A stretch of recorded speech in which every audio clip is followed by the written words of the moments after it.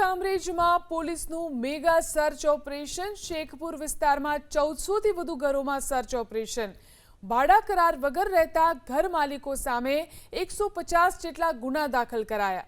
પોલીસની અપીલ બાદ 15 પ્રાણઘાતક હથિયારો પણ જમા કરવામાં આવ્યા।